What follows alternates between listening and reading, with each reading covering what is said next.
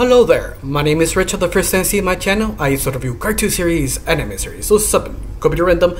Today we're going to talk about episode 7 from Little Devil called Devil Slots. Now, this episode was very interesting. It's one of those that actually give more lore to the universe, specifically the devil, the reason why he kind of got kicked out to heaven, but it also explains what the devil actually does. At the very beginning, the devil actually convinced this sort of matador before he died to give him paradise, whatever he wanted, and Chrissy kind of called him out like, you would think that's sort of, I don't know, cheating, lying to it. They don't respond, no, not really, know how I do it.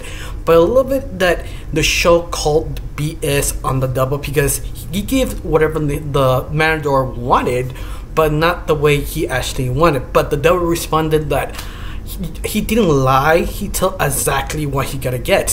He get his happiness.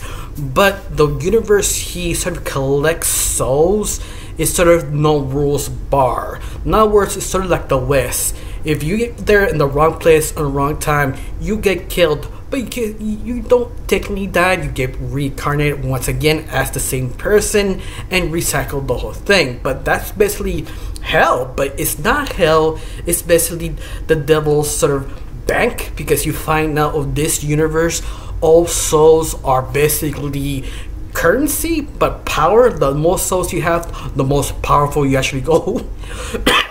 Sorry, but something is so interesting that the devil sort of avoids explaining why he sort of got kicked out. But I love it even more that the devil sort of explains he has another place of a bunch of souls he have in a boat. But I love it they actually stole all the souls. Now the devil's mad and trying to find the guy who stole all the souls from him. And they go this sort of kind of like theme park, and all the other gods basically convince other souls to join them, and the devil points out everything the gods says are basically BS. Like you have Buddha, you have Christianity, you have all different types of deities. But I love it the devil points out they not basically gods. It's like a human name. They're like another evolution of life nowadays. You know, I love that sort of fascinating. But at the same time, he called them a bunch of liars. Each one of them sort of manipulates. But at the same time, how Creasy kind of points out, you do the same thing, and the devil keep denying himself. Like, no, I be honest. And in a way he is, in a way he's not. But even loving it more, how Creasy points out every single BS the devil does. But at the same time, the same do the reverse thing to Creasy, because Creasy, once again, is just too young to understand. She doesn't have the experience. And every time she sees sort of a god, like specifically a thumb god that he promised happiness. But I love it how each god have a pitch, how you have eternal happiness, and each one delivers something interesting.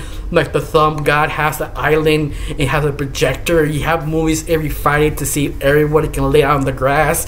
It's sort of cheesy, over the top, but 100% if people got the chance to go whatever heaven they want to go, they probably go that island, that Pacific god, even they're not religious.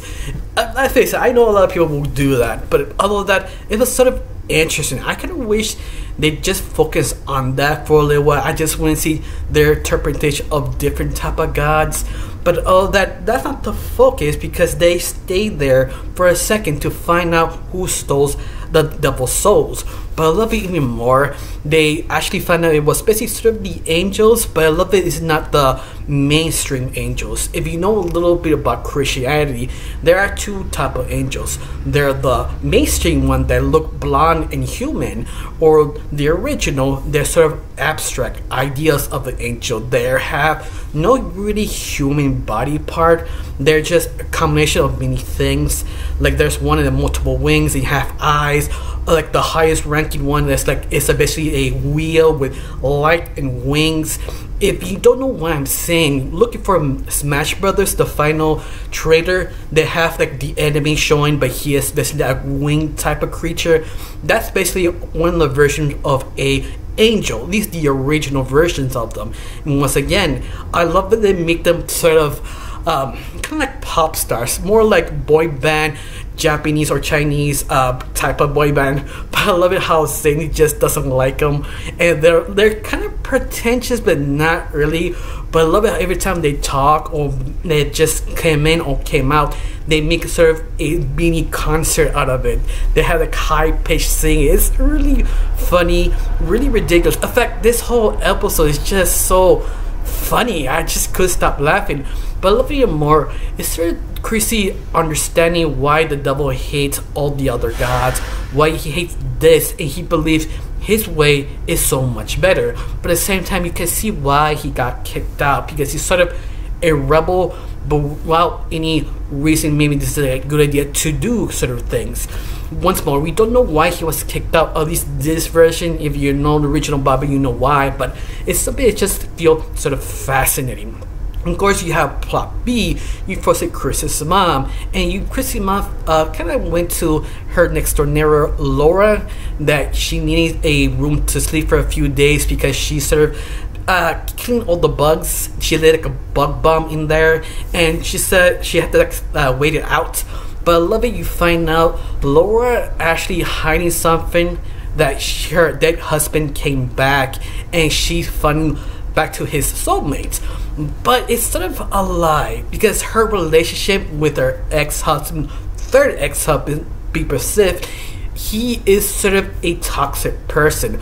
But I love it how Chrissy's mom pointed out and trying to understand Laura, like, this is a bad idea. Souls do not belong here on Earth. It's for a reason, because they became, I don't remember the name, but I have a different name. They called like a Portuguese or a Hollow, if you're a Bleach fan, that they stay for the person who loved too long. They became this a kind of evil demon who eats souls. In other words, be fair, depends which supernatural show or supernatural lore you have that sort of same idea.